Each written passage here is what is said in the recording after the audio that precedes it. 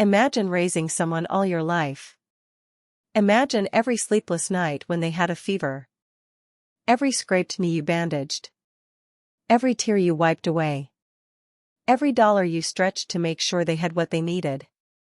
Imagine pouring 45 years of your life into caring for strangers, into healing the sick, into making your community better. And then imagine that same child you raised, that same daughter you sacrificed everything for, deciding one day that you no longer deserve control over your own life. That's what happened to me. My name is Evelyn Morales, I'm 70 years old, and my daughter stole my life from me while pretending she was protecting it. Before I tell you this story, I need you to do something for me. I need you to hit that like button and subscribe to this channel. Not for me, though I appreciate it, but because this story needs to reach every elderly person out there who thinks they're going crazy. Every senior citizen who's being told they're confused or forgetful when they know damn well something is wrong. Share this video with your parents, your grandparents, your neighbors. Because what happened to me is happening to thousands of people right now, in silence, behind closed doors, and nobody talks about it. Nobody warns you that the person who might steal your dignity isn't a stranger, it's the person you love most. So hit that subscribe button, turn on notifications, and let's make sure this never happens to someone you love. Let me tell you who I was before all this happened. Before my own daughter decided I was too old, too senile, too incompetent to manage my own affairs. I was Nurse Evelyn Morales. For 45 years, I wore that title with pride. 45 years of 12-hour shifts. 45 years of holding the hands of dying patients. 45 years of arriving before dawn and leaving after dark. 45 years of missing my own daughter's school plays and soccer games because someone else needed me. I worked in a small community hospital in a town where everyone knew everyone. I wasn't just the nurse who took your blood pressure or administered your medications. I was the woman who remembered your grandchildren's names. I was the one who sat with you when you got bad news and nobody else was there. I was the one who fought with insurance companies on my lunch break to make sure you got the treatment you needed. I was the one who used my own money, my own damn money, to buy groceries for families who couldn't afford both food and medicine. That was who I was. That was the life I built. My husband, Thomas, died 8 years ago. Heart attack. Suddenly. One day he was here, laughing at dinner, talking about the garden we were going to plant in spring. The next day, he was gone. Just like that. 42 years of marriage, erased in an instant. But I survived. I grieved, and then I survived. Because that's what you do. That's what nurses do. We keep going. We take care of everyone else, and somehow, we take care of ourselves too. I had my pension from all those years of work. I had my small savings account, nothing extravagant, just what I'd managed to put away over the decades. I had my house, the one Thomas and I bought when Sophie was just a baby. It wasn't much, but it was mine. It paid off. It had my garden where I grew tomatoes and roses. It had the kitchen where I'd cooked thousands of meals. It had memories in every corner. I had my routine. Church on Sundays. Coffee with the ladies from my book club on Tuesdays. Volunteering at the community center on Thursdays, where I'd check blood pressure for seniors who couldn't afford regular doctor visits. I was known in this town. Respected. People would stop me at the grocery store to thank me for taking care of their mother, their father, their child decades ago. I mattered here. And I had Sophie. My only child. My daughter. The girl I raised alone after Thomas died, though by then she was already grown, already married, already building her own life. She'd become a financial advisor. She was successful. She had a big house in the city, an hour away. She had a husband, Richard, who worked in real estate. They were doing well for themselves. Better than well. They had everything I'd dreamed they'd have when I was working those double shifts to pay for her college. I was proud of her. God, I was so proud of her. That's the cruel part, isn't it? That's what makes this story so painful. I was proud of the woman who would destroy me. It started small. So small I didn't even notice at first. That's how these things work, isn't it? The poison drips slowly until you're too weak to fight back.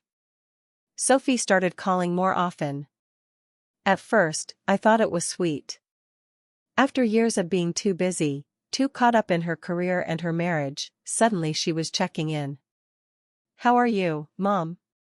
Did you remember to pay your electric bill? Are you eating enough? Have you been taking your medications?" I should have been grateful. A daughter who cares. A daughter who worries. Isn't that what every mother wants? But there was something in her voice. Something I couldn't quite identify at first. A tone. Not quite condescending, but managing. Like I was one of her clients.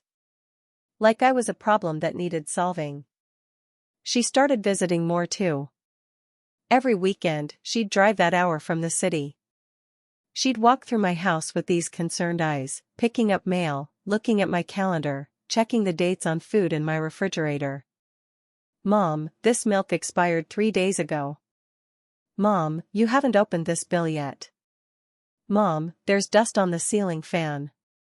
I'd laugh it off. "Sophie, I'm 70, not dead. I can take care of myself." But she'd give me this look. This patient, pitying look that made my stomach turn. The same look I used to give patients with dementia. The look that says, "I know you think you're fine, but you're not." Then came the bigger moves. The ones she disguised as help. "Mom, let me set up online banking for you. It's so much easier than writing checks." "Mom, let me organize your medications into this pill dispenser. You don't want to accidentally take the wrong dose." "Mom, let me put my name on your accounts. Just as a backup. Just in case something happens and you need help." That last one. That's where I should have stopped her. That's where I should have said no. But how do you say no to your own daughter when she's looking at you with love in her eyes, telling you she just wants to help? How do you say no when you're thinking about all the times you weren't there for her because you were at the hospital? How do you say no when some small, treacherous part of your brain whispers, "Maybe she's right. Maybe you are getting older. Maybe you do need help." So I said yes. I signed the papers. I gave her access to my checking account as a joint account holder. "Just for emergencies," she promised. "I'll never use it unless you need me to." I believed her. God help me, I believed her. It was 3 months later when I first noticed money missing. Not a lot. Just $300. I was balancing my checkbook. Yes, I still balanced my checkbook, because I'm from a generation that actually tracks their money, and the numbers didn't add up. $300 had been withdrawn from an ATM in the city. I didn't make that withdrawal. I hadn't been to the city in months. I called Sophie. My hands were shaking as I dialed. Not from age, from anger. From confusion. From the beginning of fear. "Oh, Mom," she said, and I could hear that tone again. That patient, pitying tone. "Don't you remember? You asked me to withdraw some cash for you. For that donation you wanted to make to the church." I hadn't asked her to do that. I knew I hadn't. I always wrote checks for my church donations. But she sounded so certain. So calm. So sure. And I started to doubt myself. Maybe I had asked her? Maybe I was forgetting things? That's what they do to you. That's what gaslighting is. They make you doubt your own mind. They make you think you're the crazy one. The next month, it was $500. Then $700. Each time, she had an explanation. Don't you remember, Mom? That was for the plumber. That was for your property taxes, I paid them for you. That was for those new prescriptions. But I hadn't had a plumber. I'd paid my property taxes directly. My prescriptions were covered by insurance. I started keeping records. Writing down every conversation. Every time she took money. Every excuse she gave. I know how this sounds. I know it sounds paranoid. But when your own daughter is stealing from you and convincing you that you're just forgetful, you have to protect yourself somehow. 6 months after she got access to my accounts, Sophie announced she was helping me by transferring my pension payments to our joint account. She didn't ask. She just did it. And when I got the notification from the pension office, I called her immediately. Sophie, why is my pension going to a different account? Mom, we talked about this. Remember? You were worried about managing all these different accounts, so we consolidated everything. It's easier this way. I can help you pay your bills, make sure everything gets taken care of. We never talked about that. Never. But again, she was so certain. So calm. And I was starting to feel like I was losing my mind. I want my pension going back to my personal account, I said, trying to keep my voice steady. Trying not to cry. Trying not to scream. Mom, she sighed. The sigh that said she was exhausted by my stubbornness. I'm trying to help you. You're getting older. You're making mistakes with your money. Last month you almost paid that electric bill twice. I'm doing this to protect you. I had almost paid that bill twice because she'd already paid it without telling me. She was creating problems so she could solve them. She was making me look incompetent so she could justify taking control. But I didn't realize that yet. Not fully. I was still in that space where you want to believe the best of people. Where you want to believe your daughter loves you and has your best interests at heart. The control over my money was just the beginning. Once Sophie had that, she wanted more. She started installing things in my house. For your safety, she said. A camera in the living room. So I can check on you, make sure you're okay. An app on my phone that tracked my location. In case you get confused and wander off. I'm 70, not a dementia patient. I'm not wandering off. But try explaining that to someone who's already decided you're incompetent. She changed the locks on my house. These are better quality, Mom. Safer. But now she had the only spare key. I was locked in or out at her discretion. She started canceling my activities. She called my book club and told them I wasn't feeling well. She told the community center I was too tired to volunteer anymore. She even called my church and said I needed a break from choir practice. My world was shrinking. Every day, it got smaller. Every day, I was more isolated. More alone. More dependent on her. My friends started calling less. When they did call, Sophie would answer my phone. Mom's resting, she'd say. She's not feeling well today. I'll have her call you back. But she never gave me the messages. I tried to explain to people what was happening. I tried to tell my neighbor, Margaret, that Sophie was controlling my life.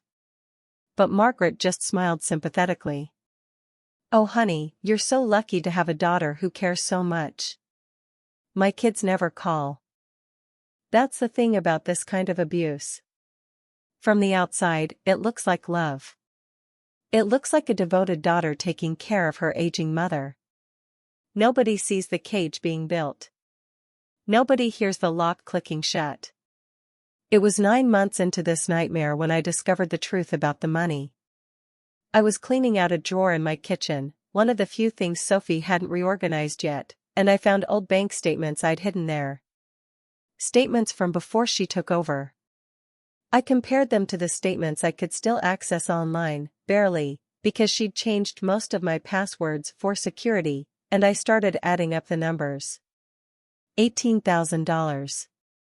In 9 months, $18,000 had disappeared from my accounts.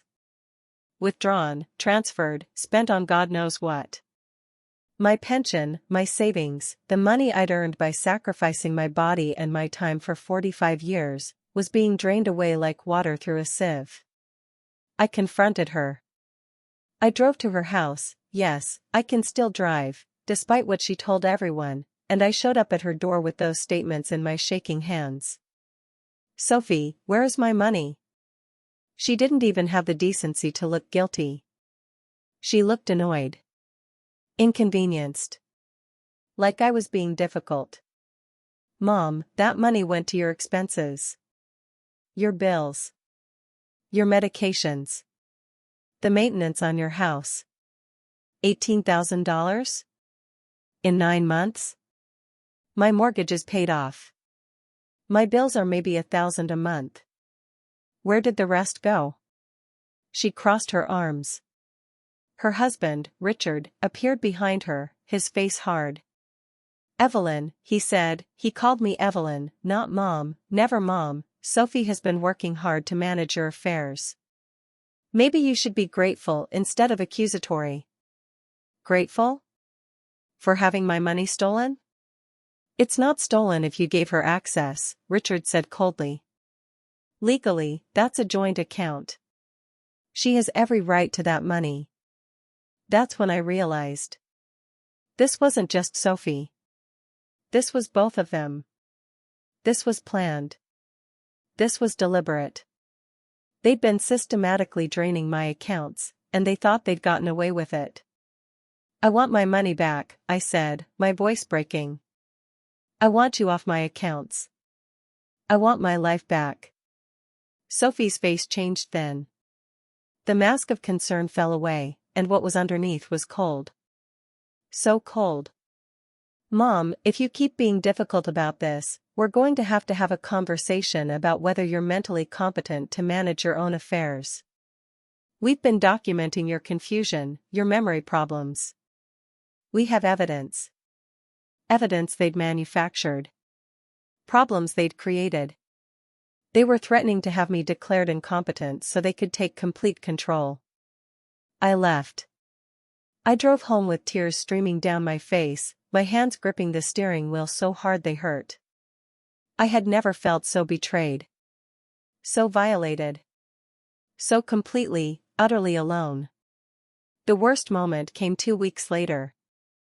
I went to the grocery store, the same grocery store I'd been shopping at for 30 years, with my debit card. I filled my cart with the basics. Bread. Milk. Eggs. Some chicken. Vegetables for soup. The same things I'd bought 1,000 times before. At the checkout, the young woman scanned my items and told me the total. $63. I inserted my card. Declined. Try again, I said, embarrassed. There were people in line behind me. People I knew. People I'd cared for as a nurse. She tried again. Declined. I'm sorry, ma'am, but your card isn't working. Do you have another form of payment? I tried my credit card. Declined. Sophie had cancelled it. I had to leave my groceries there. I had to walk out of that store empty-handed while people I'd known for decades watched me with pity. The nurse who'd spent her life caring for others couldn't even buy food. I drove home, using gas I'd barely had enough for, and I sat in my kitchen. The same kitchen where I'd fed Sophie as a baby. Where I'd helped her with her homework. Where I'd consoled her through her first heartbreak. Where I'd celebrated her graduation, her wedding, every milestone of her life. And I couldn't even buy food because my own daughter had stolen my access to my own money. There were bills on the table. The electric bill. The water bill. The phone bill. All overdue because Sophie wasn't actually paying them despite taking my money. She was letting my utilities get shut off to force me into a crisis. To prove I couldn't take care of myself. I had 43 cents in my wallet. A lifetime of work, and I had 43 cents. I made a cup of tea with the last tea bag in my cupboard. I sat at that table as the afternoon sun slanted through the window, making everything look golden and peaceful, mocking the absolute despair I felt. And I whispered to myself, to the empty room, to the ghost of my husband, how did love turn into ownership? How does the person you gave life decide they own your life? How does care become controlled? How does a family become a prison? I thought about ending it. I'm not ashamed to admit that. I thought about taking all my medications at once, the medications Sophie had organized so carefully into that pill dispenser, and just going to sleep. Joining Thomas. Leaving behind this world where your own child can destroy you and call it love. But then I got angry. Anger saved my life that day. Pure, righteous, burning anger. I had spent 45 years fighting for people. Fighting for my patients. Fighting with insurance companies. Fighting with doctors who wouldn't listen. Fighting with hospital administrators who cared more about money than people. I had fought my whole damn life. I wasn't going to stop now. The next morning, there was a knock on my door. I almost didn't answer it. I was embarrassed. Ashamed. I didn't want anyone to see how low I'd fallen. But the knocking persisted, and finally, I opened the door. Marcus Bennett stood there. Marcus, who'd been a social worker at the hospital where I worked. Marcus, who'd retired 5 years before I did. Marcus, who I'd worked with on hundreds of cases, fighting together for patients who had nobody else. He was holding a casserole dish and a bag of groceries. "Evelyn," he said, his kind face creased with concern. "I haven't seen you at church in weeks. When I called, Sophie said you were sick, but something felt off. Can I come in?" I broke down. Right there in my doorway, I broke down and cried like I hadn't cried since Thomas died. Marcus guided me inside, set down the food, and just let me cry. He didn't tell me it would be okay. He didn't offer empty platitudes. He just sat with me while I fell apart. When I could finally speak, I told him everything. Every detail. Every theft. Every manipulation. Every threat. Marcus listened with the same focused attention he'd given to every patient case we'd ever worked on together. When I finished, his face was grim. "Evelyn, this is elder financial abuse. What Sophie is doing is illegal." "But she has legal access to my accounts," I said hopelessly. Her husband said. "Her husband is wrong. Having access to an account doesn't give her the right to steal from it. And even if the financial piece is complicated, everything else, the isolation, the control, the threats, that's abuse. We can fight this." "How?" I felt so defeated. So tired. "She's documented my supposed confusion. She's probably told everyone I'm senile. Who's going to believe me?" "I believe you," Marcus said firmly. "And I'm not the only one who will. You spent 45 years building a reputation in this community. People know you. People trust you. We're going to get that life back."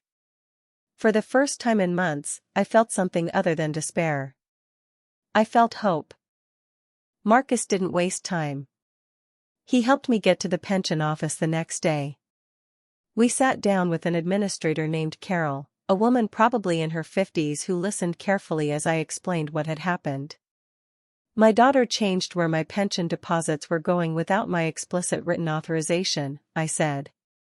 "I need to know if that was legal." Carol pulled up my account.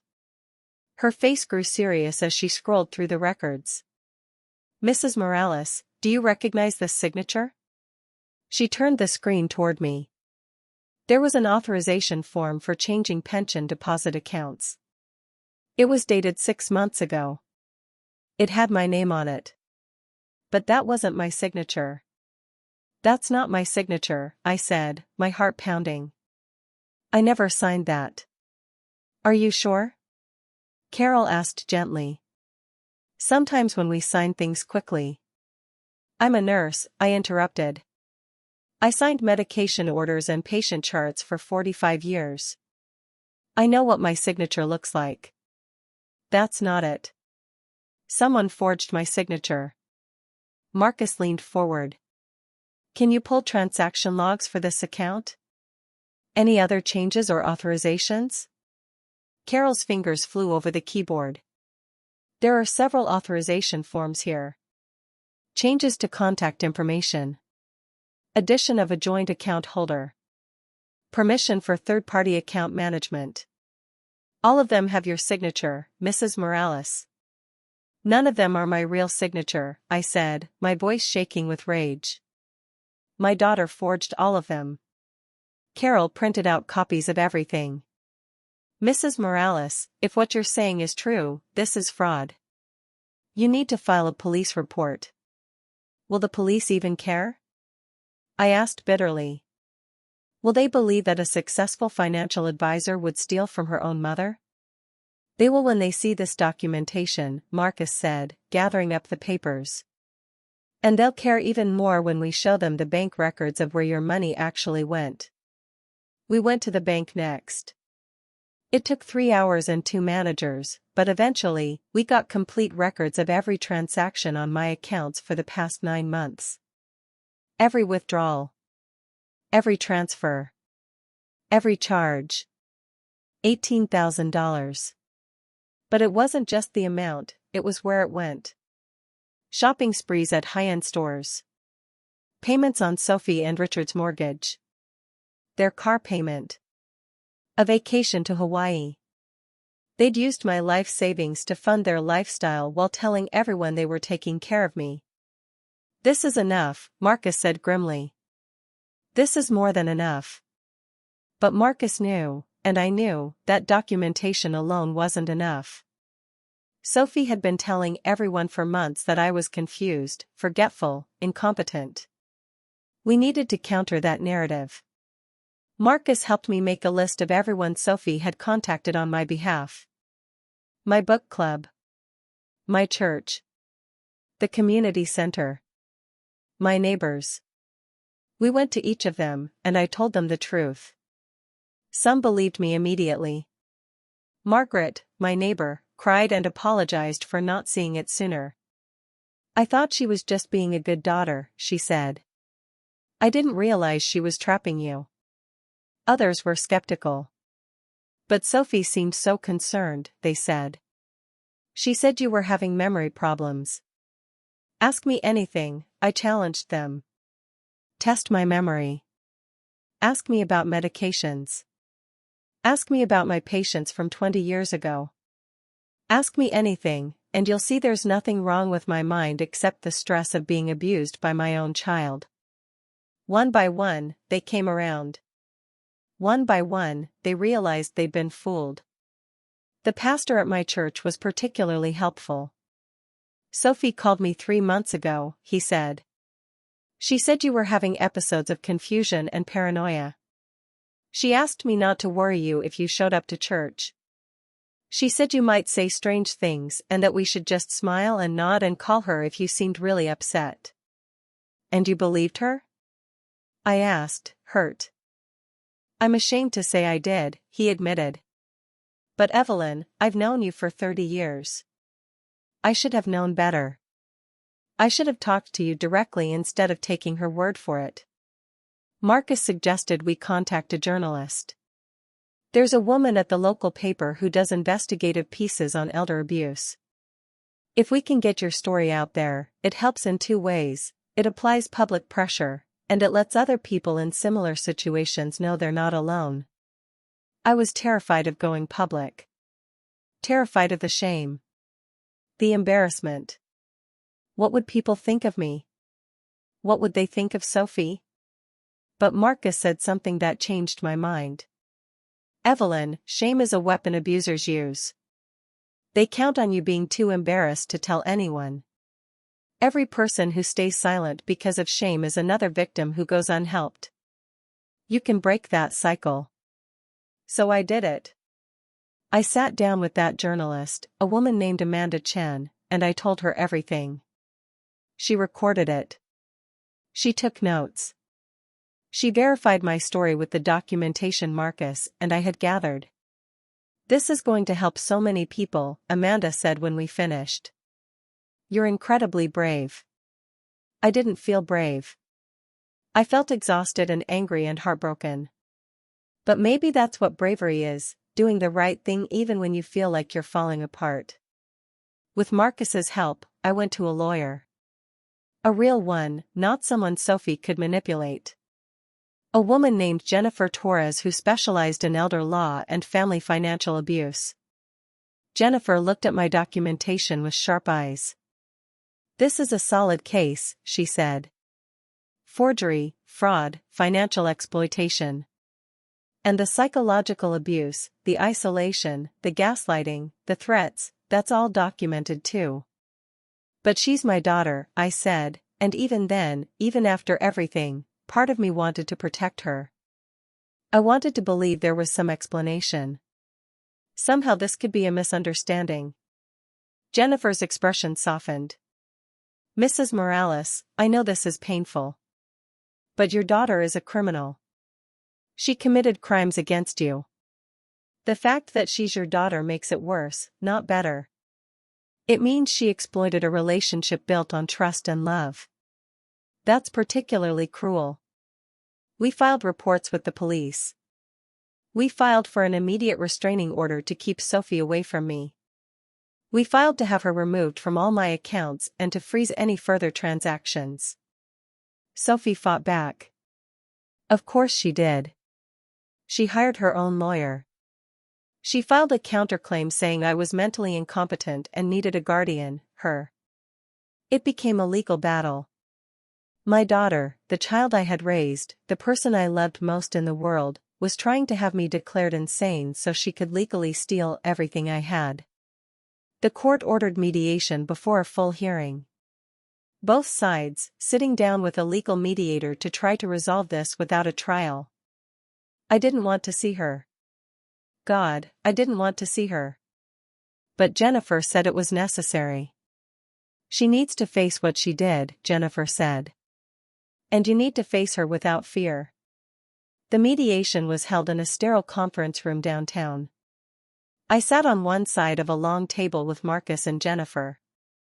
Sophie and Richard sat on the other side with their lawyer, a slick-looking man in an expensive suit. I hadn't seen Sophie in 2 months. She looked good. Healthy. Well-rested. She was wearing a designer dress, probably bought with my money. Her hair was perfect. Her makeup was perfect. She looked like a successful professional woman, someone you'd trust with your finances, with your life. She looked like a stranger. The mediator explained the process. Each side would present their position. We'd try to find common ground. If we couldn't, we'd proceed to a full hearing where a judge would decide. Sophie's lawyer went first. My client has been desperately trying to help her aging mother, who is clearly experiencing cognitive decline. Mrs. Morales has been making increasingly poor financial decisions. She's become paranoid and accusatory. My client, out of love and concern, has been managing her mother's affairs to protect her from making catastrophic mistakes. Then it was our turn. Jennifer laid out the bank records on the table. Every withdrawal. Every transfer. Every forged signature. Every lie. This isn't a daughter helping her mother, Jennifer said coldly. This is a daughter systematically robbing her mother blind. $18,000 in 9 months. Money spent on vacations, shopping, and mortgage payments. While Mrs. Morales couldn't even buy groceries. Sophie's face paled. Richard's jaw tightened. Their lawyer started shuffling papers nervously. The mediator turned to Sophie. Is it true that you used your mother's pension to pay for personal expenses? I was managing her bills, Sophie stammered. Some of those transactions were legitimate. Which ones? Jennifer interrupted, holding up a receipt. This $1,000 shopping spree at Nordstrom? This down payment on a new car? This trip to Hawaii? We took Mom's expenses out of the account too, Sophie said desperately. We paid her bills. You paid $300 in bills and took $18,000 for yourselves, Jennifer said. That's not management. That's theft. I watched my daughter squirm. I watched her try to justify the unjustifiable. And I felt something inside me harden. The last bit of motherly love that had been holding me back, hoping for some explanation, some reconciliation, finally died. I stood up. Jennifer touched my arm, but I shook my head. I needed to say this. Sophie, I said, and my voice was steady. Calm. Cold. Look at me. She did. And for a moment, I saw fear in her eyes. Real fear. You thought I'd forget how to stand up for myself, I said. You thought that because I'm 70, because I'm alone, because I loved you, that you could just take everything from me. You thought I'd be too confused or too weak or too ashamed to fight back. Mom, I was trying to help. Don't you dare, I cut her off. My voice was rising now, all that pain and anger finally spilling out. Don't you dare call what you did help. You stole from me. You isolated me. You tried to convince everyone I was crazy. You tried to take my home, my money, my independence, my dignity. You tried to erase who I am. Mom, please. I spent my life standing up for others, I continued, and now my voice was shaking but strong. I fought for patients who couldn't fight for themselves. I fought for families who had no voice. I spent 45 years being an advocate, a protector, a caregiver. Did you really think I wouldn't know how to fight for myself? Silence. The kind of silence that rings in your ears. You're my daughter, I said, and now the tears came. You were my daughter. I would have given you anything if you'd just asked. If you'd needed money, I would have shared everything I had. But you didn't ask. You took. You lied. You stole. You tried to destroy me. And you did it while telling everyone you loved me. Mrs. Morales, the mediator said gently, perhaps we should take a break. No, I said, still looking at Sophie. We're not taking a break. We're finishing this. Sophie, I want every penny back. I want you off all my accounts. I want the locks to my house changed.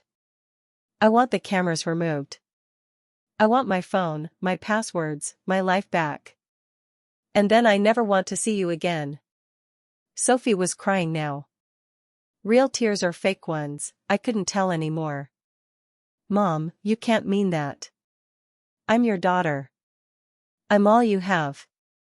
You're not my daughter anymore, I said, and saying it felt like cutting out my own heart. My daughter died when she decided stealing from me was easier than loving me. You're just a criminal who happens to share my DNA. The mediation ended with an agreement. Sophie and Richard would return the $18,000. They'd be removed from all my accounts. All the security measures they'd installed would be removed. They'd face no criminal charges if they complied fully and immediately. Jennifer advised against being so lenient. They committed crimes, she said. They should face consequences. They will face consequences, I said. They'll face the consequence of living with what they did. They'll face the consequence of losing me. That's punishment enough. But I made sure one thing was non-negotiable: Sophie had to publicly admit what she'd done. As part of the agreement, she had to write a statement, on the record, acknowledging that she had financially exploited me and that I was fully mentally competent. It killed her to do it. I could see it on her face. But she did it. She signed that statement. She admitted, in legal writing, that she was a thief who'd abused her own mother. The money was returned within a week. My accounts were unfrozen. My pension was redirected back to my personal account. The locks on my house were changed, and Marcus made sure I had the only keys. I was free. That was 6 months ago. 6 months of rebuilding my life. 6 months of remembering who I was before my daughter tried to take it all away. I'm back at church. I'm back at my book club. I'm back volunteering at the community center, checking blood pressure for seniors and chatting with them about their families, their lives, their joys and worries. But now I have a new purpose. Now I teach a class every Tuesday at the community center called Protecting Yourself, Recognizing Elder Financial Abuse. I teach seniors the warning signs. I teach them how to protect their accounts. I teach them that asking for help isn't weakness and that setting boundaries with family isn't cruelty. I tell them my story. Every time, it's hard. Every time, I have to relive that pain. But every time, I see recognition in someone's eyes. That look that says, this is happening to me too. And I know it's worth it. Amanda Chen's article about my case was published 2 months ago. It went viral. That's what they call it these days, right? Viral. Hundreds of thousands of people read about what happened to me. And every day, I get messages. Letters. Emails. People thanked me for speaking out. People telling me their own stories. People asking for advice. I've become an advocate. At 70 years old, I've started a whole new career fighting elder abuse. Marcus and I are working with legislators to strengthen laws protecting seniors from family financial exploitation. We're pushing for better protections, stricter penalties, more oversight. My garden is blooming again. I planted new roses this spring. Thomas's favorite kind. I sit out there in the evenings with my tea, watching the sunset, and I feel, not happy, not yet. But peaceful. Proud. I survived. I fought back. I won. Freedom isn't about how much money you have or how big your house is or whether your family visits you. Freedom is about knowing that nobody else owns you. Nobody else controls you. Nobody else can take away your voice, your choices, your dignity. I thought I'd lost everything. My daughter. My savings. My independence. My sense of self. But I found something more valuable in the process. I found my strength. I found my voice. I found out that even at 70, even after betrayal, even after being brought to my absolute lowest point, I could still stand up and fight. People ask me all the time, do you miss your daughter? And the truth is complicated. I miss who I thought she was. I miss the little girl I raised, the teenager who came to me with her problems, and the young woman I was so proud of. But that person either never really existed, or she died somewhere along the way and was replaced by someone I don't recognize. I miss having a daughter. I miss having a family. When you're 70 and widowed and your only child has betrayed you, the loneliness is profound. There are holidays now where I sit alone. Birthdays where nobody calls. Mother's Day is particularly cruel, a day dedicated to celebrating the relationship I lost. But you know what I don't miss? The anxiety. The constant worry about what Sophie would do next. The feeling of being watched, controlled, manipulated. The shame of not being able to buy my own groceries or pay my own bills. The fear that I was losing my mind. I'd rather be alone and free than accompanied and imprisoned. Sophie has tried to contact me a few times. Letters, mostly. She's never apologized, not really. Her letters are full of justifications and excuses. We were trying to help. We thought you needed us. You're being unreasonable. Never I'm sorry. Never I was wrong. Never. I hurt you and I take full responsibility. Richard sent me a message through my lawyer once. He wanted to reconcile because family is important. But what he really wanted was for me to forgive them publicly so it wouldn't hurt their reputation. Sophie's career suffered when the story came out. People don't want to trust their money to someone who stole from her own mother. Richard's real estate business took a hit too. Turns out people don't like doing business with thieves. That's not my problem. Those are the consequences they earned. The hardest part of all of this, the part that keeps me up at night sometimes, is knowing that I'm not unique. What happened to me is happening right now to thousands, maybe millions, of elderly people around the world. We don't talk about it because it's shameful. Because it's family. Because we're supposed to trust our children, our spouses, our siblings.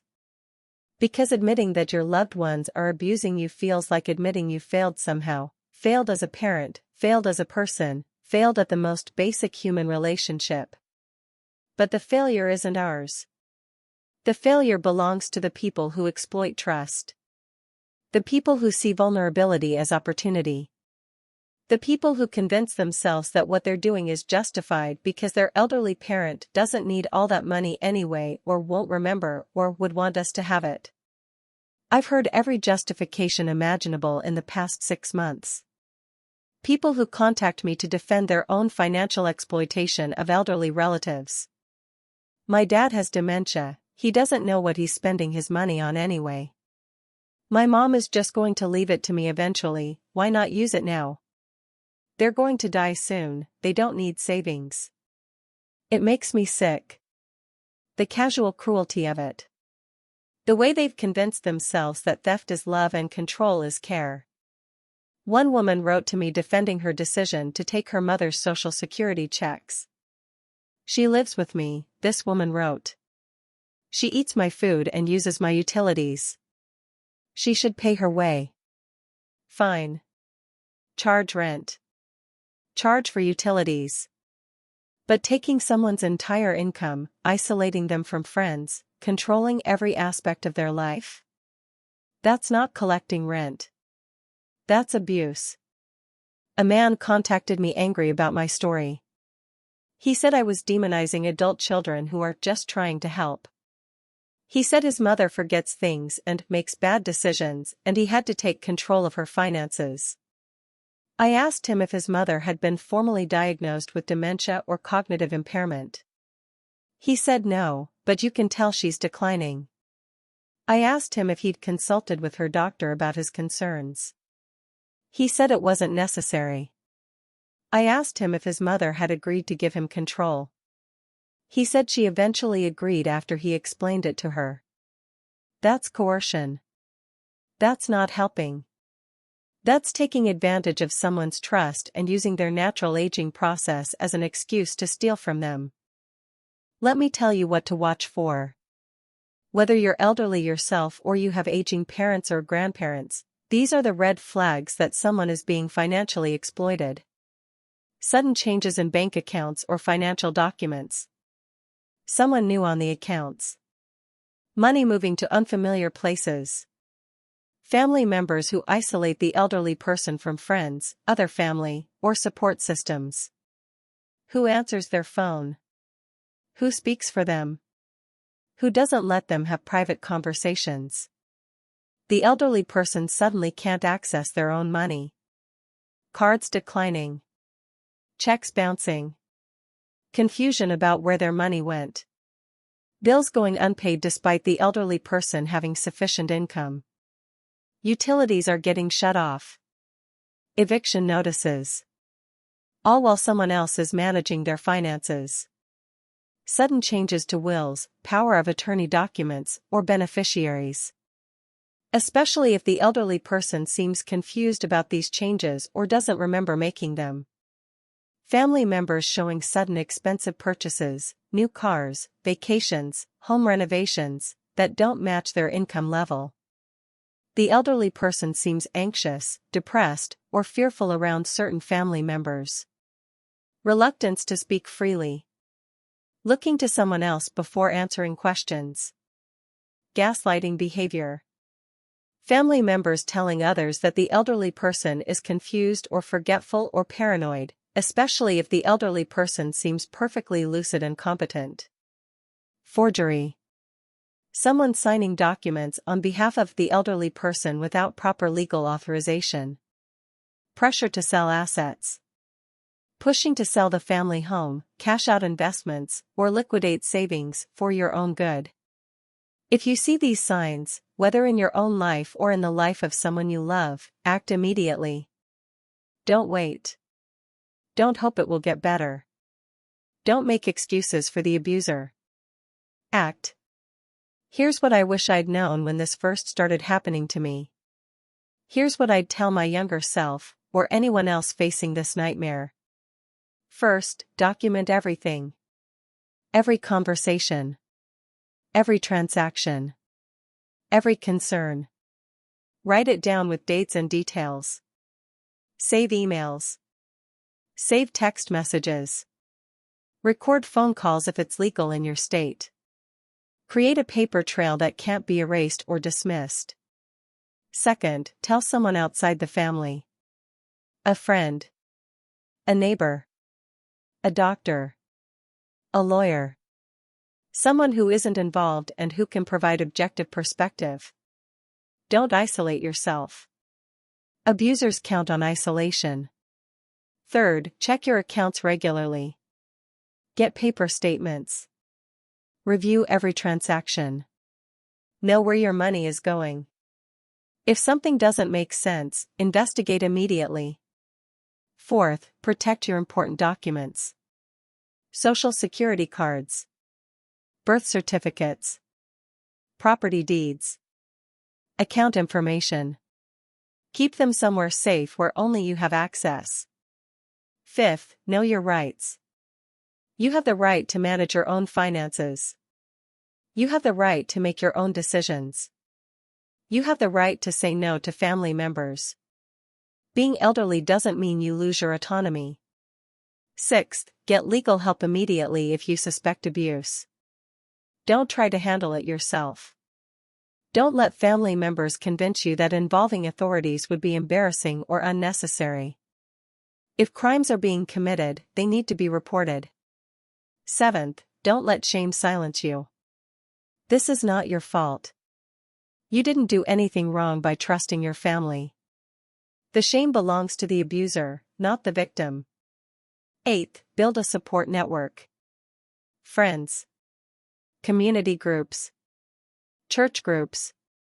Senior centers. Volunteer organizations. The more connected you are, the harder it is for someone to isolate and exploit you. Ninth, consider setting up safeguards. Requiring 2 signatures on large transactions. Having regular check-ins with a trusted friend or advisor.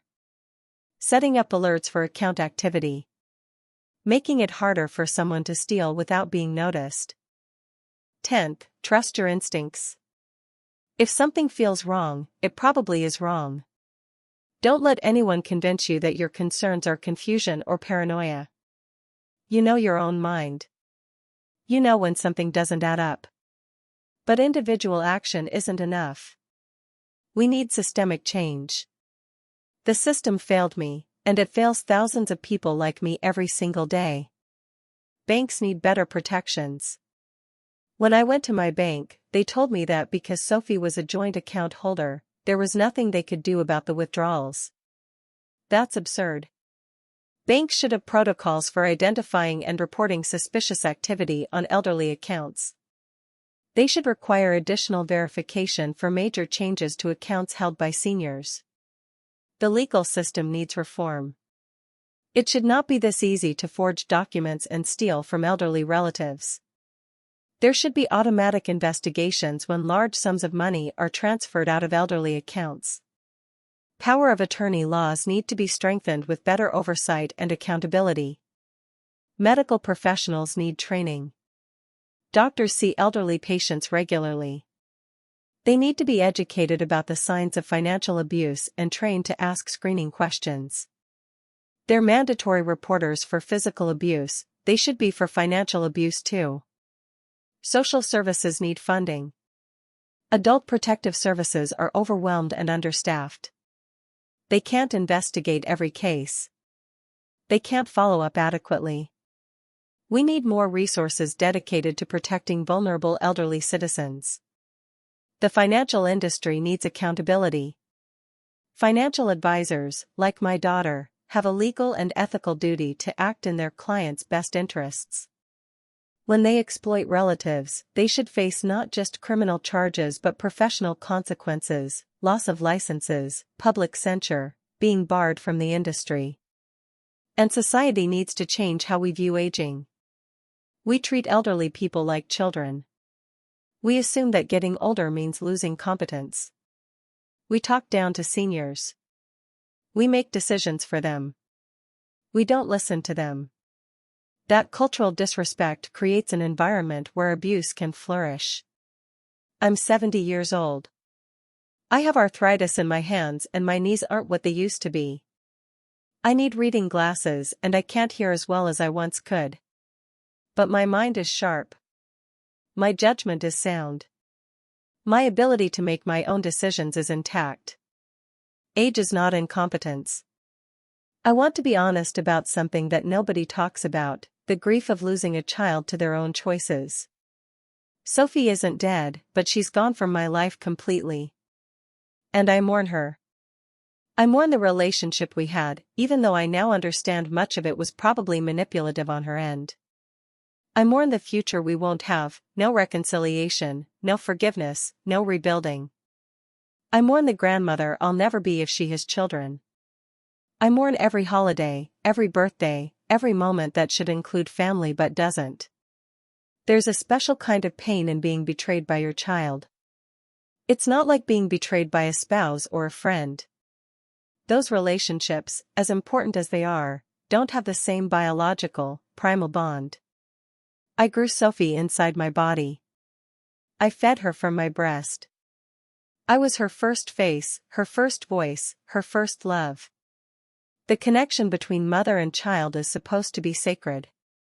She broke something in me that can never be fully repaired. I trust less now. I'm more cautious. I'm more cynical.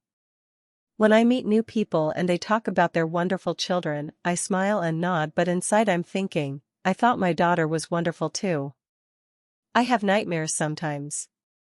In them, Sophie is a little girl again, reaching for me, crying for me, needing me. And I want to go to her, want to help her, but I can't move. I'm frozen.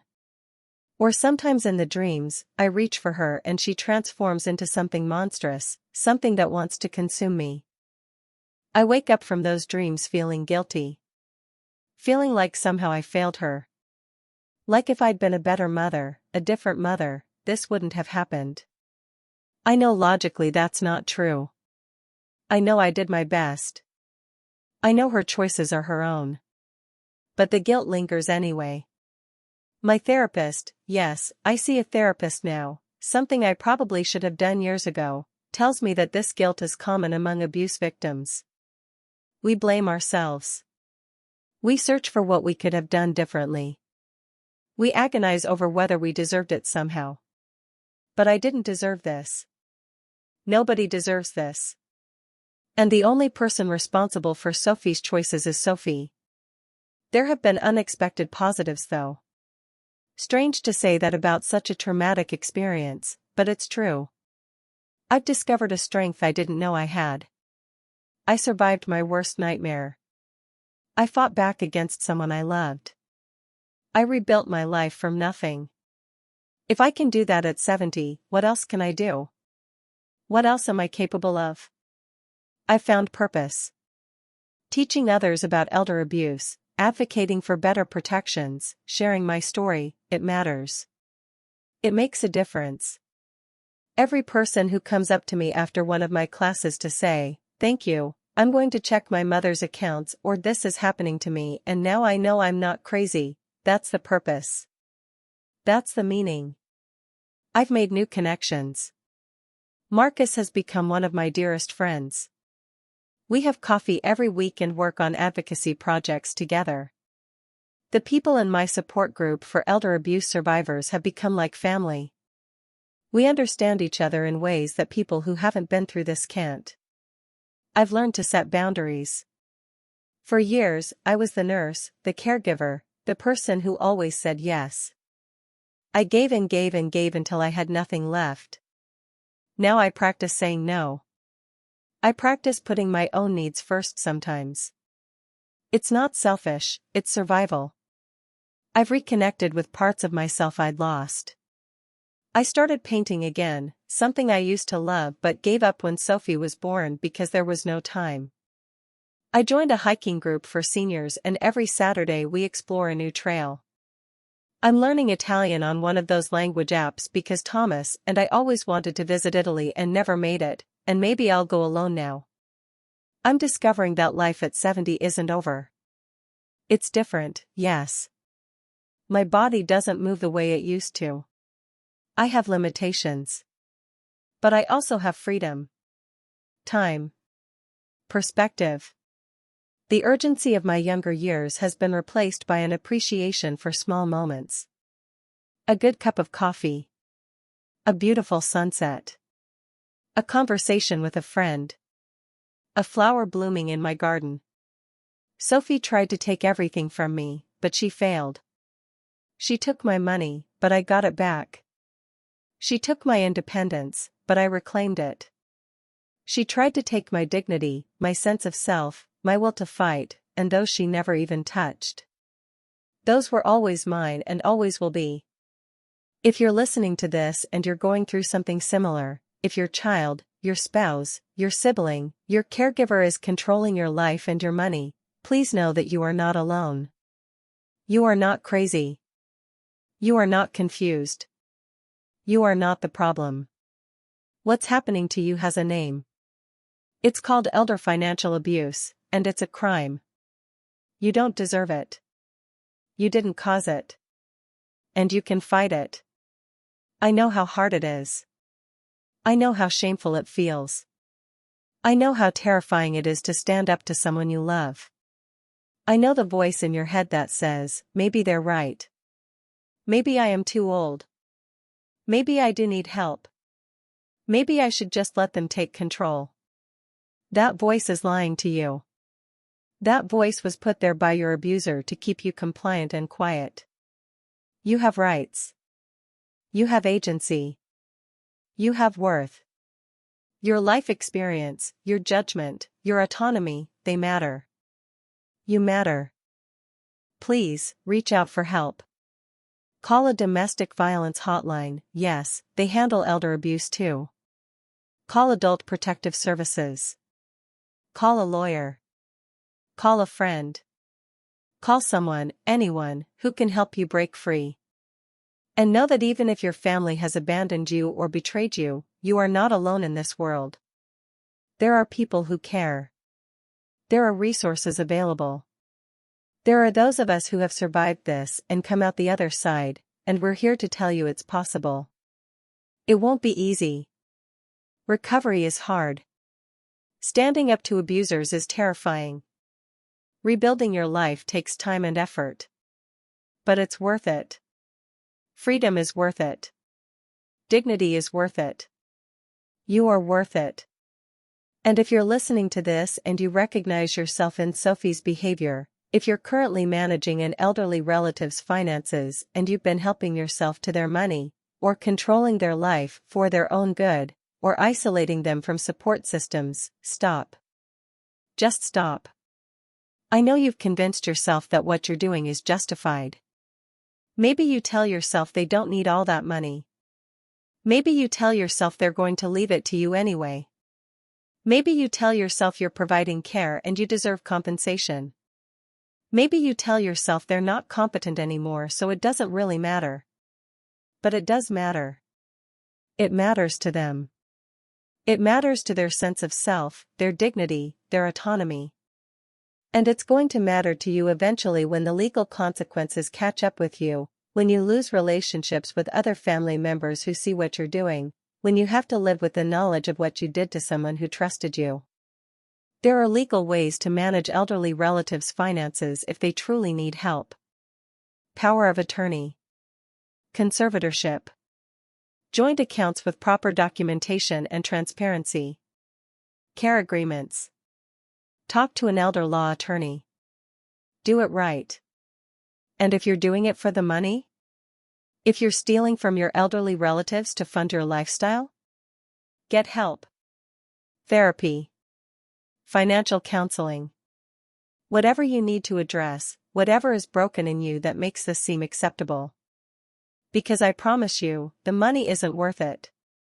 The money doesn't compensate for what you're losing, your integrity, your relationships, your sense of self. The money doesn't erase what you're doing, committing crimes against someone who loved you. Stop before it's too late. Make amends if you can. Return what you've taken. Be honest about what you've done. Face the consequences. It's the only way you'll be able to live with yourself. And if you're listening to this and you suspect someone you know is being financially exploited, a neighbor, a friend, a family member, don't look away. Don't convince yourself it's none of your business. Don't assume someone else will handle it. Say something. Do something.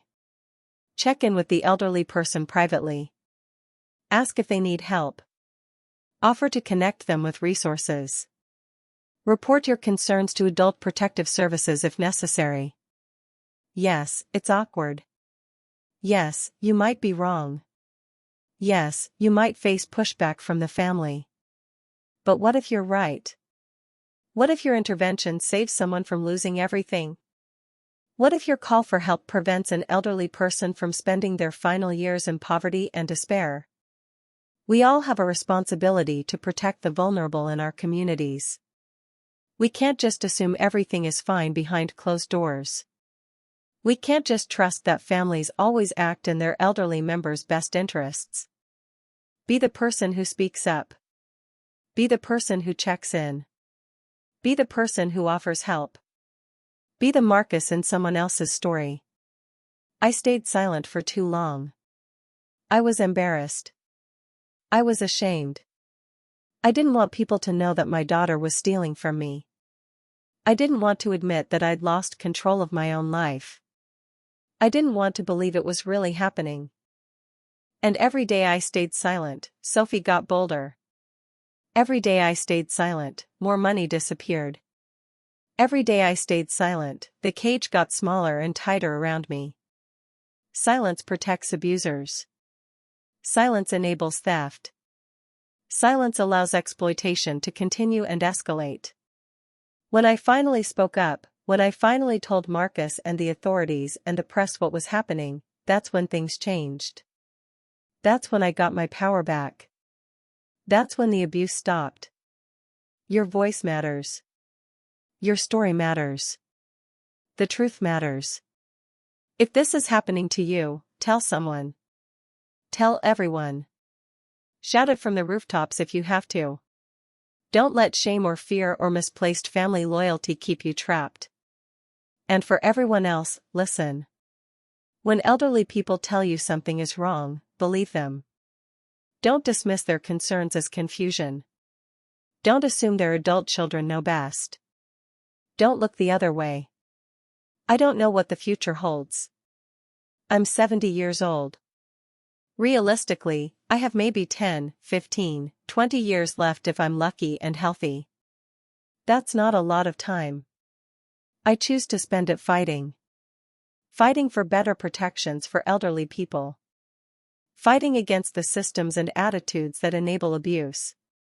Fighting to raise awareness and break the silence. I choose to spend it living. Really living, not just existing. Trying new things. Making new connections. Finding joy in small moments. Refusing to let what Sophie did define the rest of my life. I choose to spend it healing. Working through the trauma. Processing the grief. Learning to trust again, carefully and with boundaries, but still learning to trust. And I choose to spend it helping. Every person I can reach with this story. Every elderly person I can teach to protect themselves. Every family member I can warn before it's too late. Every bystander I can inspire to speak up. That's Sophie's legacy, though she doesn't know it. She tried to destroy me, and instead she created an advocate. She tried to silence me, and instead she gave me a platform. She tried to take everything, and instead she showed me what really matters. Here's what I want you to take away from this story. Here's what matters most. Elder abuse is real. It's common. It's devastating. And it usually comes from family members.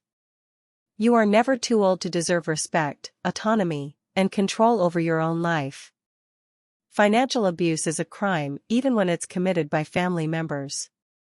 Shame belongs to abusers, not victims. It's never too late to fight back. You are not alone. Help is available. Your voice matters. Your life matters. You matter. Protecting elders starts with believing their voice matters. It starts with listening without judgment. It starts with taking concerns seriously. It starts with assuming competence rather than assuming decline. It starts with respecting elderly people as full human beings with rights and agency. Kindness isn't weakness. Compassion isn't vulnerability. Trust isn't foolishness. These are strengths. They're what make us human. They're what make life worth living. The fact that some people exploit kindness doesn't mean we should stop being kind. It means we should stop tolerating exploitation. The fact that some people abuse trust doesn't mean we should stop trusting. It means we should hold abusers accountable. The fact that some people prey on the vulnerable doesn't mean vulnerability is shameful. It means predators are criminals. I started this story by asking you to imagine raising someone all your life, only for them to decide you no longer deserve control over it.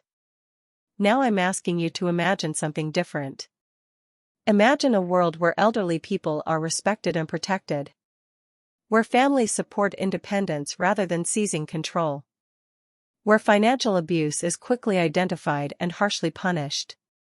Where seniors can age with dignity and autonomy. Imagine a world where my story couldn't happen because the systems and safeguards and cultural attitudes wouldn't allow it. That's the world I'm fighting for. That's the world we can create if enough of us speak up, stand up, and refuse to accept abuse as inevitable or private family business.